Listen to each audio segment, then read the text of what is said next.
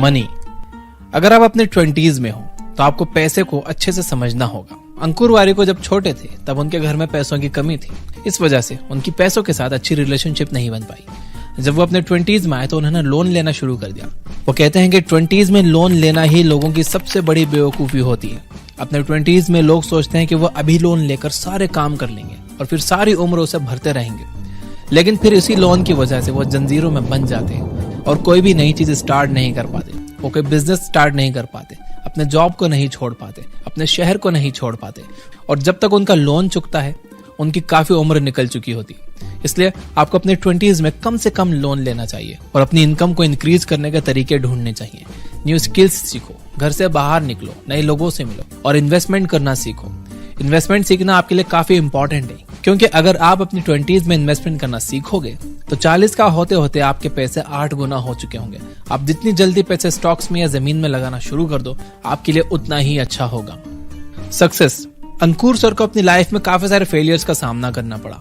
29 का होने तक उनके पास कोई भी रिलायबल सोर्स ऑफ इनकम नहीं था, लेकिन जब उन्होंने अपनी कंपनी nearby.com शुरू की तो कुछ टाइम तक उनकी लाइफ काफी स्मूथ चली। लेकिन जब उन्होंने 39 के एज में रिजाइन किया तो फिर से कुछ टाइम तक लॉस्ट थे। इसके बाद उन्होंने अपना यूट्यूब चैनल शुरू किया और आज वो एक मिलियनर बन गए। आपको अपनी लाइफ में सक्सेस से ज्यादा फेलियर मिलने वाले। आपके लिए ये जरूरी है कि आप उन फेलियर से लेसन्स लो और आगे बढ़ते रहो। आपकी हार फेल होने में नहीं है, सेकेंड टाइम ट्राई ना करने में है। साथ ही आप दुनिया के बनाए गए रूल्स के अकॉर्डिंग सक्सेसफुल होने की कोशिश मत करो। ये जरूरी नहीं है कि आप डॉक्टर या पायलट बनोगे तो ही सक्सेसफुल होगे।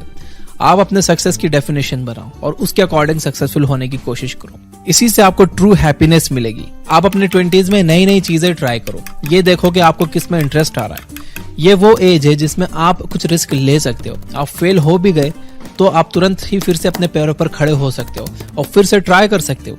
लेकिन जब आप 40 के हो जाते हो तो आपके रिस्क लेने की कैपेसिटी काफी कम हो जाती है। आपके पास एक फैमिली होती है। उस वक्त पर आपके फेल होने से आपकी फैमिली और बच्चों पर भी असर पड़ता है। इसलिए 20s में आप जितनी चीजें ट्राई कर सकते हो उतनी चीजें ट्राई करो। जितनी बार फेल हो सकते हो उतनी बार फेल हो जाओ। एक बार आपको वो चीज मिल जाए जिसमें आप इंटरेस्टेड हो तो आप उसको पकड़कर उस पर सीरियसली काम करना शुरू करो। Job and business. आजकल स्टार्टअप चलाने का क्रेज सबके अंदर घुसा हुआ है। हर किसी को अपनी कंपनी स्टार्ट करनी है, अपनी कंपनी बिल्ड करनी है, दूसरों से फंडिंग कलेक्ट करना है और फिर 1 साल में $1 बिलियन मार्क हिट करके एक यूनिकॉर्न बनना है। लेकिन ये सब इतना आसान नहीं है। काफी सारे यंग एंटरप्रेन्योर्स को लगता है कि बस उन्हें एक बार फंडिंग मिल जाए तो उनका स्टार्टअप चल पड़ेगा, लेकिन ऐसा नहीं है। जब आपको फंडिंग मिल जाती है तो आप अपने इन्वेस्टर्स के हाथ की कठपुतली बन जाते हो। आपको कस्टमर्स को खुश करने के साथ साथ अपने इन्वेस्टर्स को भी खुश करना पड़ता है। इन दोनों की डिमांड्स में आप अक्सर पिस जाते हो और ये सारा स्ट्रेस झेलना हर किसी के बस की बात नहीं है। इसलिए आप फंडिंग लेकर बिजनेस शुरू करने की नहीं बल्कि अपनी स्किल्स के दम पर बिजनेस शुरू करने की कोशिश करो।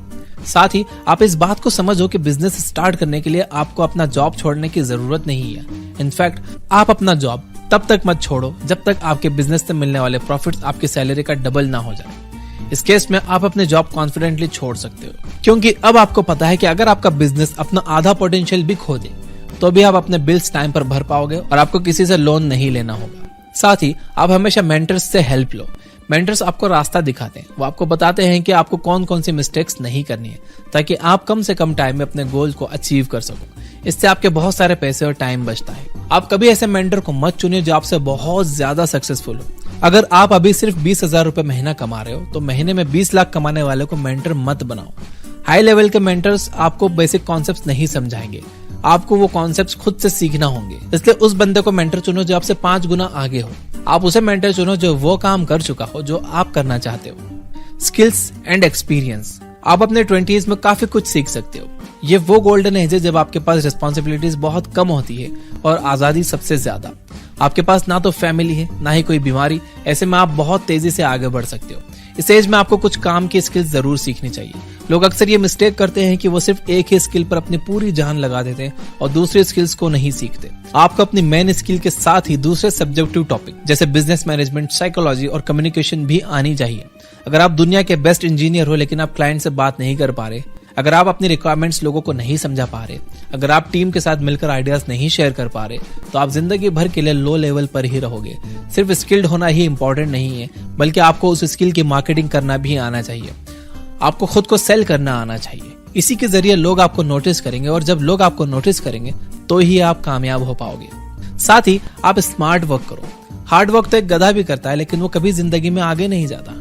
इन्वेस्टर्स किसी भी तरह का हार्ड वर्क नहीं करते, वो अपने फोन की हेल्प से ही एक हफ्ते में मिलियंस कमाने का पोटेंशियल रखते हैं। इसलिए आप अपने ब्रेन पावर को इंक्रीज करना सीखो। किसी भी काम में एक्सपर्ट बनने के लिए आपको अच्छी हैबिट्स बनानी चाहिए। गोल सेटिंग करना चाहिए। गोल सेटिंग करना इंपॉर्टेंट है, लेकिन इसमें प्रॉब्लम यह है कि लोग अक्सर गोल पूरा होने के बाद काम करना बंद कर देते हैं। अगर आपका टारगेट 200 सेल करना है और आपने 200 सेल पूरी कर ली है, तो इसके बाद आप आलसी हो जाओगे। इसलिए आप गोल सेटिंग से ज्यादा अच्छी हैबिट्स बिल्ड करने पर फोकस करो। आप नए लोगों से मिलने की हैबिट बनाओ, कॉल्स करने की हैबिट बनाओ, कोल्ड ईमेल सेंड करने की हैबिट बनाओ और पढ़ने की हैबिट बनाओ। Self development. अल्टीमेटली आपका खुद पर काम करना बहुत जरूरी है। आप एक्सरसाइज करो और अपनी हेल्थ पर फोकस करो। लोग अक्सर अपने 20s में अपनी हेल्थ को इग्नोर करते हैं और इसकी कीमत उन्हें अपने 30s में चुकानी पड़ती है। अगर आप अपनी अच्छी डाइट और एक्सरसाइज की हैबिट डाल लोगे तो आप आगे चलकर एक हेल्दी और सक्सेसफुल लाइफ एंजॉय कर पाओगे। तो दोस्तों, ये थे 5 lessons from the book Do Epic Shit by Ankur Warikoo. अगर आप ये वीडियो अभी तक देख रहे हो तो इसे लाइक जरूर करना, ताकि मुझे पता चल जाए कि यहाँ तक कितने लोगों ने ये वीडियो देखी है।